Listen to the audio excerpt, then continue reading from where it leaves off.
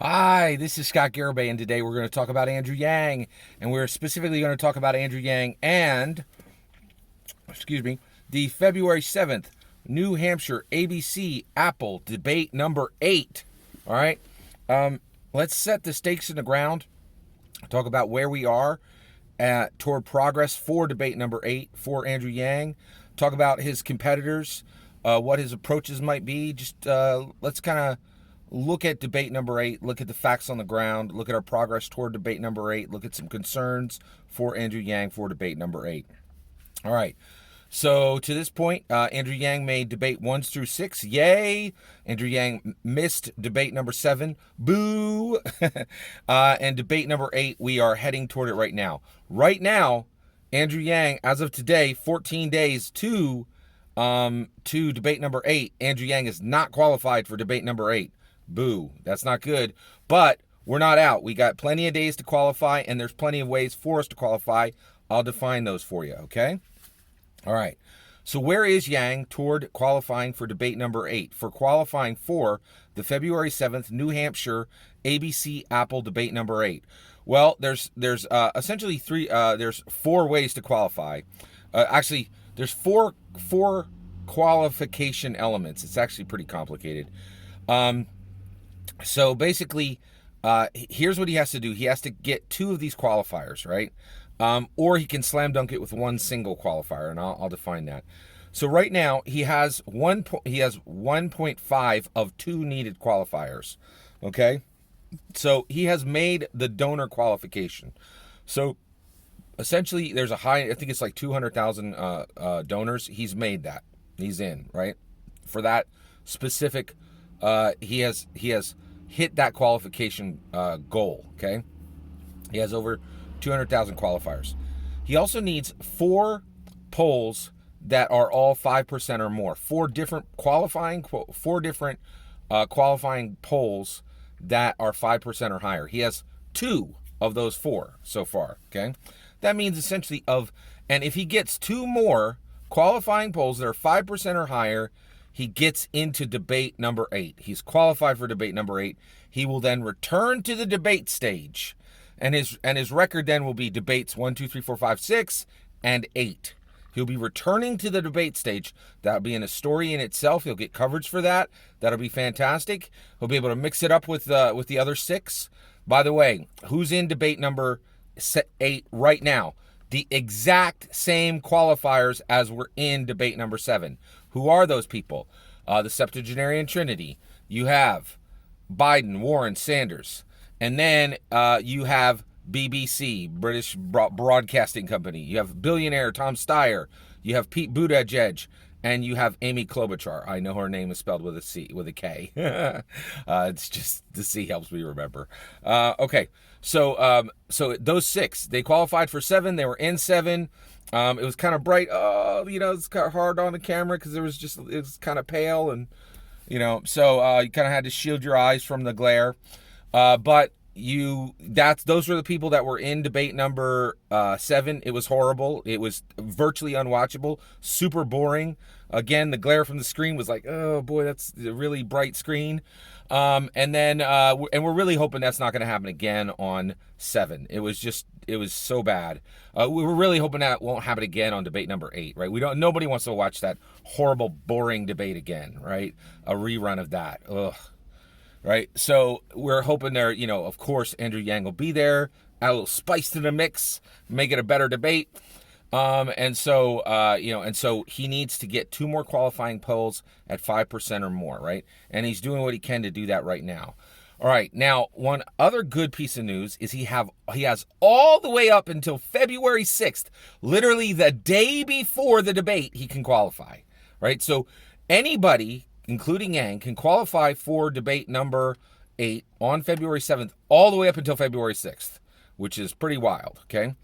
In addition to that, right, get this, there's one more qualifier that's really, like, exciting, right?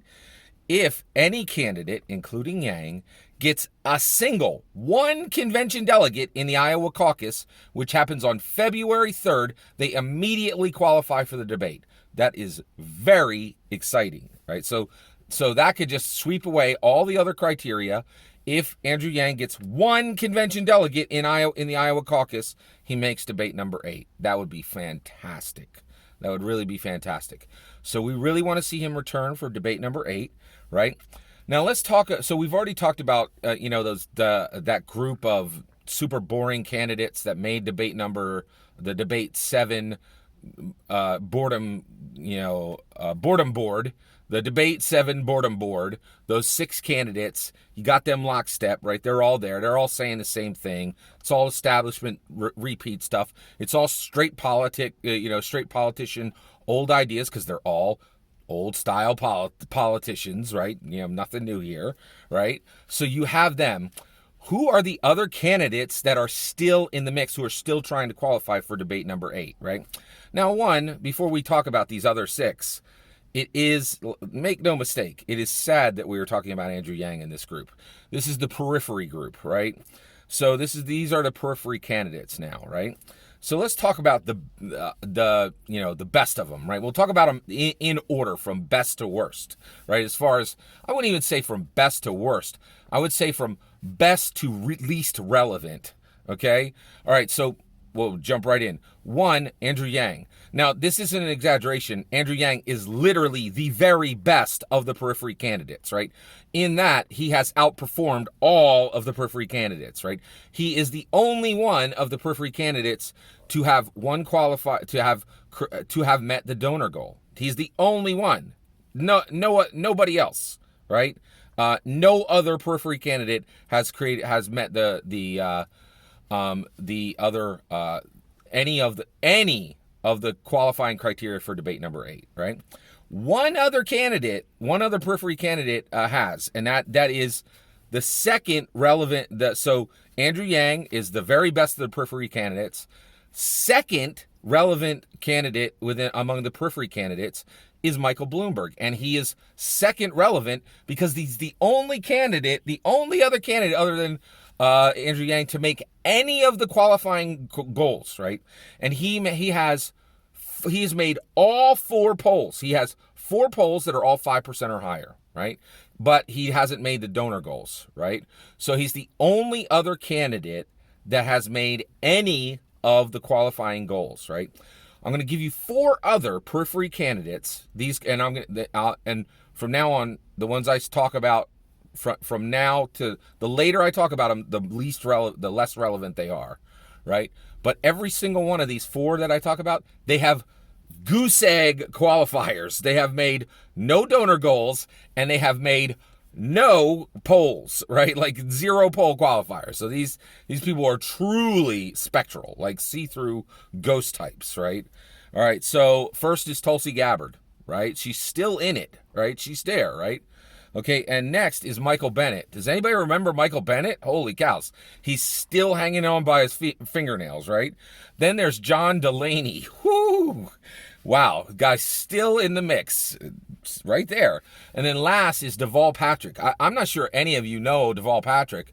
Deval Patrick joined the candidacy very late, strolled in like with his pajamas on, like, was there the primary running? I would like to run. Like extremely late, right? Like it was months in. Like I think he joined like 2-3 months ago, and people were like, "What? There's like 25 people here. Well, who needs you?" Right? It was like, and so he joined. Right? He's accomplished virtually nothing.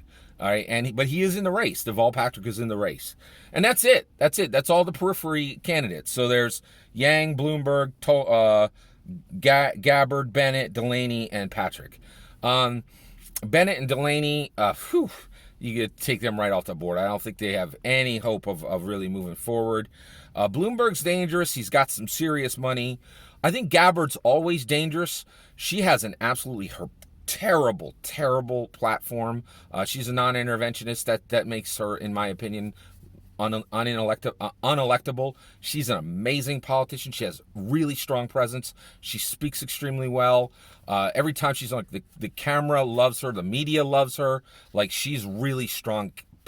She's a strong politician with an absolutely terrible platform. But you can't count her out because she really is. she's dangerous. Like she's competition for Yang, especially within that periphery candidate group, right? And then Deval Patrick, he's interesting because one of the things is he is intersectionality. Intersectionality is now incredibly rare among the Democrat candidates. Who would have thought we'd be here among the Democrat candidates, and intersectionality is like this super common rare gold element, right? But intersectionality has become incredibly rare within the Democrat candidate base. And Deval Patrick does have intersectionality. So that is interesting. So we are driving toward the February 7th, New Hampshire, ABC Apple debate number 8. Andrew Yang is not yet qualified. He has 75% of the qualifications he needs, right? 50% is that donor for qualification. Check, done, right? He needs 4 polls of 5% or higher. He has 2 of them, right? He needs 2 more, right?